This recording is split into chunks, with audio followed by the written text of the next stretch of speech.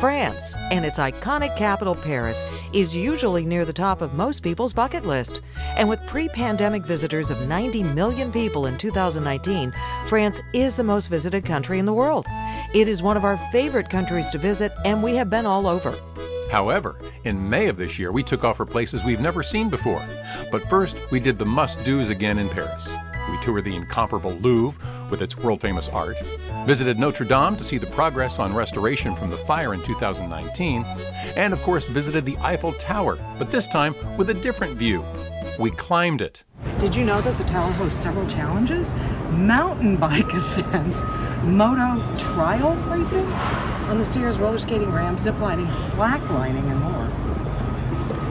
No thanks. You can't miss a trip to nearby Versailles in all its opulent glory, the Hall of Mirrors and gorgeous gardens.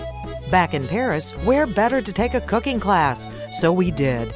Then it was time to hit the road, and we headed south to Lyon, which dates back 2,000 years to Roman times. The historical city center is a UNESCO World Heritage Site. Up next, the Alps, as we headed east, stopping briefly in Geneva, Switzerland, and the quaint French village of Annecy, to the lovely French ski resort town of Chamonix, which is nestled at the bottom of the Alps and with close proximity to the highest peak in the range, Mont Blanc. We rode a cable car up several miles to Aiguille du Midi for a close-up view of Mont Blanc. The ride itself is thrilling as you glide over glaciers and get spectacular panoramic views of the Alps. Skiers ride up in the cable cars too, but come down on their own. This was breathtaking and one of our all-time favorite tours. Winding back down through the Alps from Chamonix, we visited Provence, a gorgeous region in France known for its beautiful fields of lavender and historic beautiful towns such as Avignon. The Avignon City Center is also a UNESCO World Heritage Site and features the Papal Palace, which became the home of the popes for many years in the 14th century. We also visited Pont du Gard, the Roman aqueduct bridge that is an architectural wonder, and it stood for 2,000 years. But one of our favorite stops was the small village of St. Remy.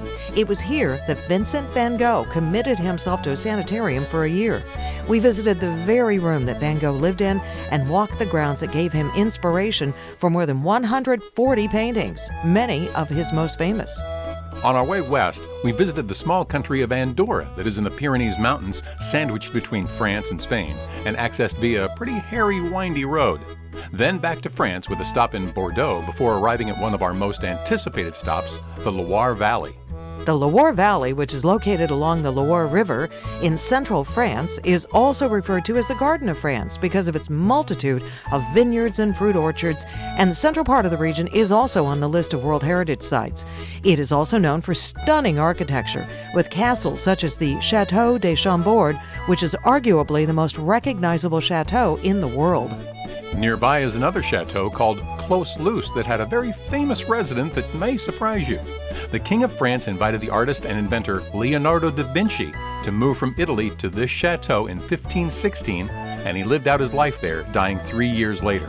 He brought with him the Mona Lisa, which is why it is now housed in the Louvre. In the valley, we toured a vineyard that has been in the same family for 500 years, and our guide was the current owner, who is a count. It was a most pleasant day with wine tasting and picnic lunch overlooking the family's vineyard, castle, and beautiful Loire Valley. We ended where we began, in Paris, after 2 weeks of traveling France and experiencing its gorgeous sights, amazing history, wonderful food, and, believe it or not, friendly, helpful people. It's no wonder that France is the most visited country in the world. For Great Day TV, we're Ann and John.